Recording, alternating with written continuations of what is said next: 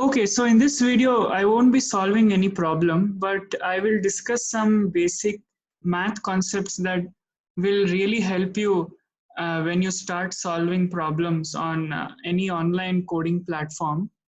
Some of them like, GCD, LCM, prime numbers, modular exponentiation, and sieve methods, and all these things. So today, let us start with GCD. If we have to find GCD of two numbers, what is the best method? The best method is just use the inbuilt function, which is something like this: GCD, and you have to mention the two numbers.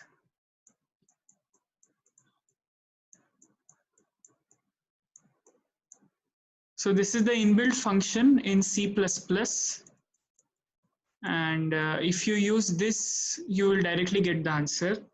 But if you want to know how actually we can do it, like there is something called Euclid's. There is something called Euclid's algorithm.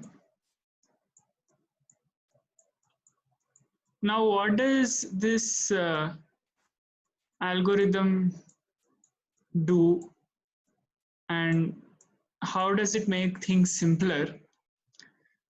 I'll first write the structure of the algorithm. Basically, we have a function int GCD which calculates the GCD of, suppose, two integers a and b, which are passed as arguments to the function GCD. So this is the function. Now, inside the function, the definition goes like this: if b is equal to 0, then we return a.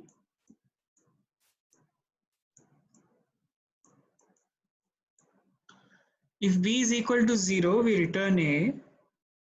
Otherwise, what can we do? We will return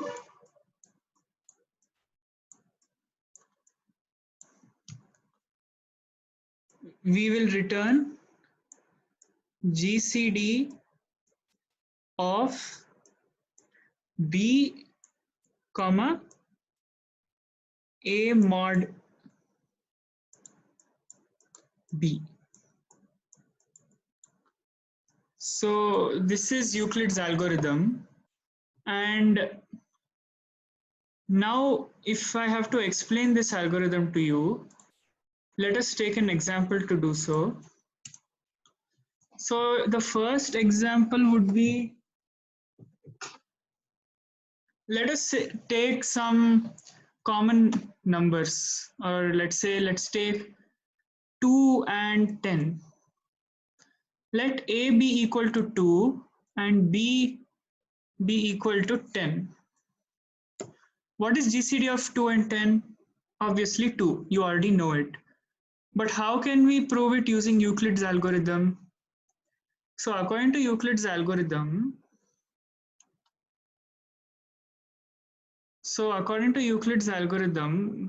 I'll keep this for the reference only. So a is 2 and b is equal to 10. So if b is 0, we'll return a. B is not 0. So what should we do? We will do this. We will do GCD b a mod b. What is 10 mod 2? 0. So what will we return? We will return GCD of 10. Sorry, a mod b is 2 mod 10, which is 2. So we will return GCD of 2 and 10. Now is b 0, b is 2. So we'll come back here. Now what will we do? We will do GCD of 2 comma, what is 10 mod to 0.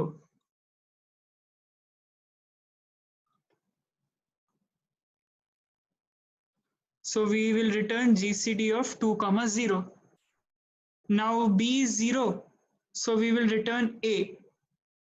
So we will return what? 2. So finally the answer is 2. So that's how this algorithm works. It's the shortest way to get GCD of any two numbers, and it works for any large number also. You have to just mention long int or long int, whatever the data type is. So that was Euclid's algorithm. Now I will tell you where all you can use this. Basically, what you can do is you can use this in questions such as find GCD,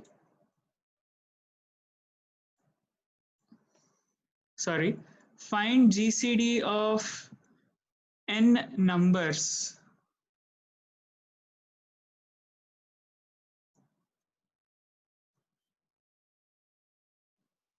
N numbers.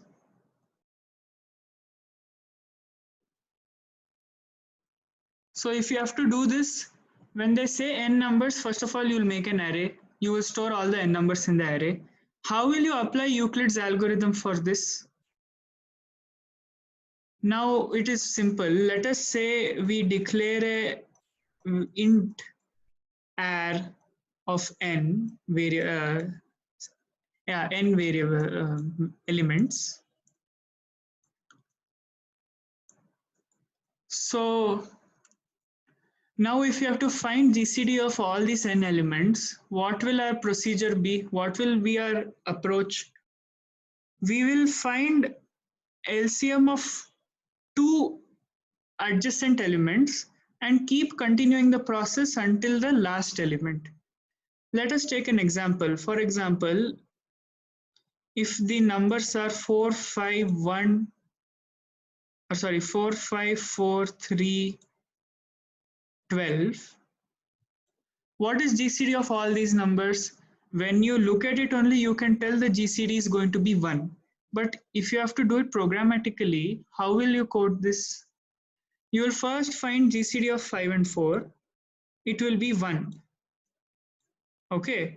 Now you will find GCD of 1 and 4. What will it be? It will be 1. Then you will find GCD of 1 and 3. It will be 1. Then you will find GCD of 1 and 12. It will be 1. So that's how you can do this. So let me show you the algorithm. First of all, let's take another variable called ANS, answer. And let us run a loop for int I equal to 0, int I equal to 1. I'll tell you why I did 1. I less than n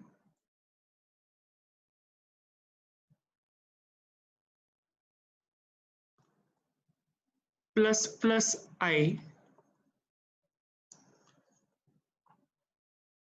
Let us equate our answer to the first element of the array.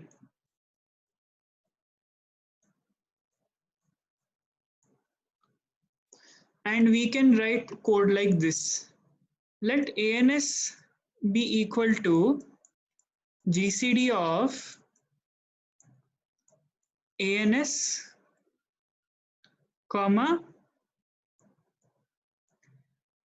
ar of I, which essentially means I am finding GCD of adjacent elements continuously.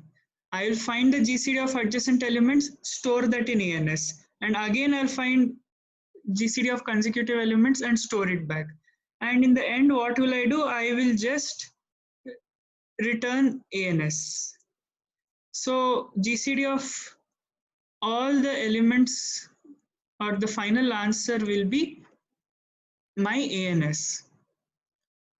So let us see how it actually works. Now, suppose our array was, let us say,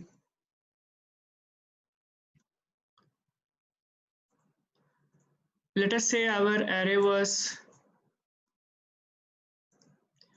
array was 5, 4, 3, 7, 15.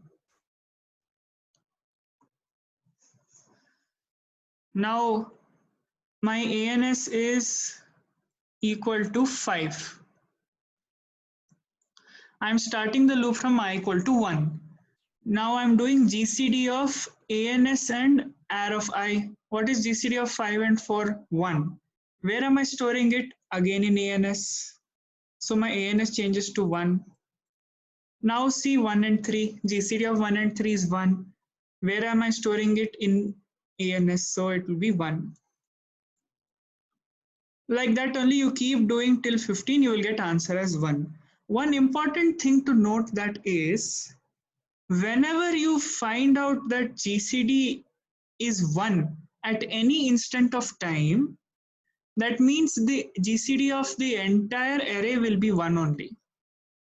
You can try this for any other example, like if you take this example, 2, 4, 6, 9, 10. What is GCD of 2 and 4? 2.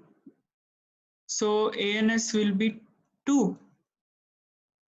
What is GCD of ANS and 6? 2 and 6 GCD is 2. So ANS will remain 2. Now what is GCD of ANS and 9? 2 and 9 GCD becomes 1. So whenever GCD becomes 1, whenever you're traversing the array and you get to know that GCD is 1, then the GCD of the entire array will be 1. So in these kind of questions, first of all, check if element 1 is present. If 1 is present in the array, the GCD of entire array will be 1. What I want to say is, check these two conditions. It will make your work simpler. If 1 is present, if 1 is there, then what is GCD? 1. Another thing, while traversing the array, if your GCD is equal to 1, if your GCD is equal to 1 at any point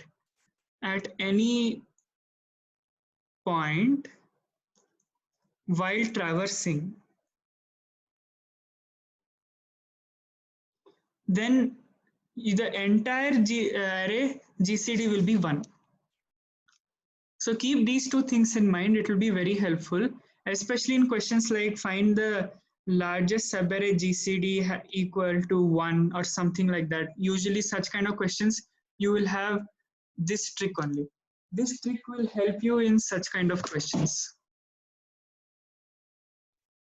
So I hope you understood how to use GCD. If you are using C++, directly use the inbuilt function. I also told you how you can use Euclid's algorithm if at all asked. If you're finding, you can use the inbuilt function to find GCD of array elements also. It is obvious, right? You can pass it on to any variable, long int, long int, anything. So it will make your work easier. So I think I have covered everything related to GCD, but some problems are still there which will be difficult. Some other topics related to GCD like coprime, which means GCD is equal to 1, and other things. GCD questions are slightly simple only, but sometimes they'll be very tricky. In the upcoming videos, I will try to, discuss those questions. And before going, I would like to just finish with one thing. Like I was talking about largest subarray with GCD1, right? So for that, what you should check, you should just check this. For this question, largest subarray, I will make a video on this also, but let me just tell you, like largest subarray, largest subarray with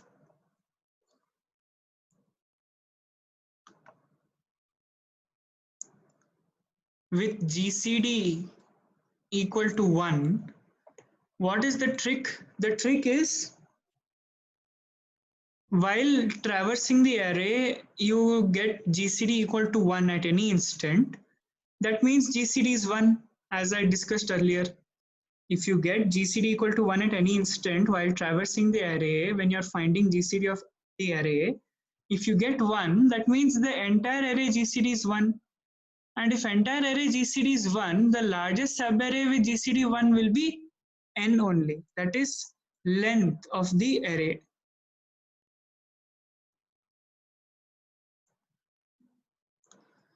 So it will either be length of the array or it will be nothing. The length will be 1. That means it will only be a single element. For example, if this is the array 2, 4, 6, if this is the array, what is the largest subarray with GCD 1? There is no subarray with GCD 1 apart from the single elements. Like if you say GCD of 2 is 1, actually GCD of 2 will be 2 only, it is considered 2. So in this case, you'll actually have to print -1. So in largest subarray GCD equal to 1 question, the answer will be n or -1. It will be n when GCD equal to 1, otherwise it will be -1. So that's all for this video. I'll make a video on these topics in the future. Please keep watching. Thank you.